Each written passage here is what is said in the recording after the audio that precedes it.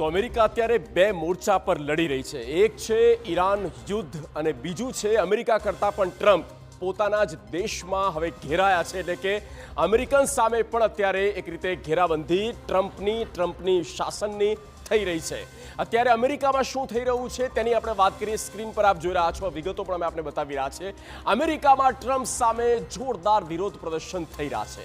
નો Kings આ banner સાથે, આ હેડર સાથે અત્યારે લોકો લાખો, 50 લાખથી પણ વધારે લોકો રસ્તા પર આવ્યા। 50 શહેરમાં 80 લાખ લોકો જોડાયા છે અને આ વિરોધની જે આગ છે તે હવે વ્હાઇટ હાઉસ સુધી પણ પહોંચી છે।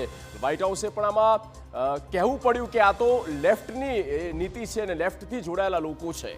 સતત વધી રહ્યા છે વિરોધ પ્રદર્શન અને તે તમામની વચ્ચે હવે સ્પેને અમેરિકા માટે એર સ્પેસ બંધ કરી છે। જુઓ, આ સૌથી મોટી બાબત કહી શકાય, કારણ કે આ યુદ્ધની આગ અને ત્યાર પછી આ તેના ઘેરા પ્રત્યાઘાત અમેરિકામાં હવે યુરોપ સુધી પહોંચ્યા। અમેરિકે યુદ્ધ વિમાનો માટે આ એર સ્પેસ બંધ કરી દેવામાં આવ્યું છે। જર્મનીમાં ટ્રમ્પનો ભારે વિરોધ થઈ રહ્યો છે।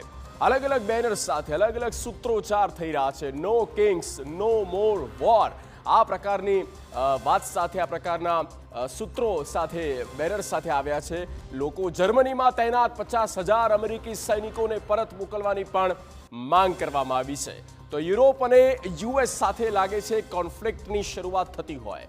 નાટો દેશમાં યુદ્ધના વિરોધમાં પ્રદર્શન થયા। જે નાટો દેશ છે ત્યાં પણ વિરોધ પ્રદર્શન થઈ રહ્યા છે।